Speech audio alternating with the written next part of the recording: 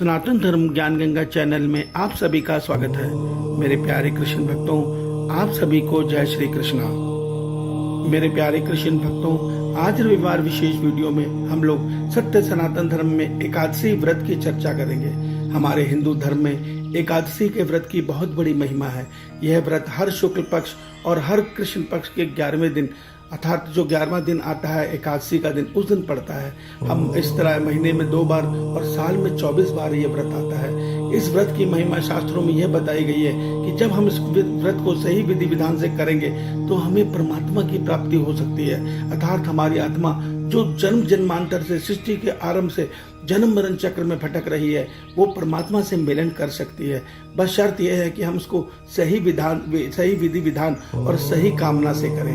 मेरे प्यारे कृष्ण भक्तों, आज कलयुग में इस व्रत की महिमा का एक ही अर्थ रह गया है। आज एकादशी का दिन है, हमें चावल नहीं खाने, हमें जल भी नहीं पीना, हमें आहार ही नहीं लेना। इस प्रकार जब हम शरीर को कष्ट में डाल देते हैं तो विश्वास मानिए हमारा मन परमात्मा में एकाग्र नहीं होता। मैं ये नहीं कहना चाह रहा कि आप भूखे मत रहिए, अंजल मत छोड़िए, यह आपकी श्रद्धा है, मगर जो शास्त्रों में बताया गया है वो है इस व्रत का अर्थ।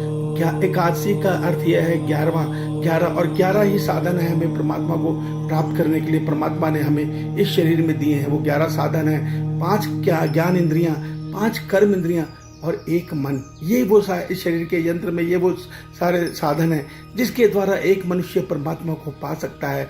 और इस व्रत के दिन हमें इन्हीं साधनों का उपयोग करना है। जो 5 ज्ञान इंद्रियां हैं, जो 5 कर्म इंद्रियां हैं और 1 मन है, इन सबको परमात्मा के श्री चरणों में समर्पण करके केवल परमात्मा का ध्यान करना है, केवल परमात्मा की भक्ति करनी है, उनका श्रवण कीर्तन, उनका सुमिरन, उनका भजन, यही सब में पूरा दिन बिताना है।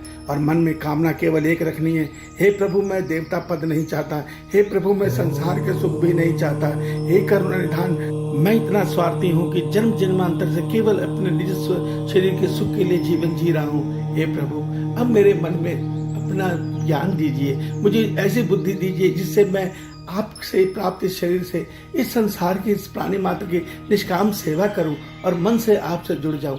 हे प्रभु मैं सदैव जब तक जन्म पाऊं तब तक मैं केवल अपने प्रभु के श्री चरणों का गुणगान सारे संसार को बताऊं, सारे संसार को ये सत्य बताऊं कि ईश्वर ही सब कुछ है, हम सब कुछ ईश्वर ही है। हमें ईश्वर के अतिरिक्त कभी कोई और कामना नहीं करनी चाहिए और शरीर से केवल कर्मयोगी बन के संसार की सेवा करनी चाहिए।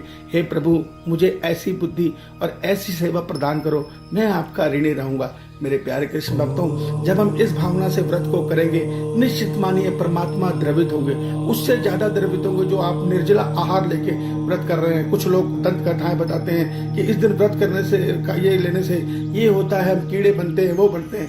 देखिए जब हम मन से परमात्मा से जुड़ गए, कोई भी ब्रह्मांड की शक्ति हमारी दुर्गति नहीं कर सकती। भगवान कहते हैं भगवत प्राप्ति के लिए किया गया हर कर्म दिव्य होता है, सनातन होता है और उसको करने के बाद भक्त की दुर्गति हो ही नहीं सकती, क्योंकि परमात्मा ही सब सृष्टि को रचने वाले हैं, परमात्मा ही इस सृष्टि को बनाने वाले हैं और परमात्मा ही कर्म विधान को रचने वाले हैं। जब हम परमात्मा से केवल परमात्मा को चाहेंगे तो कौन हमारा हित कर सकता है।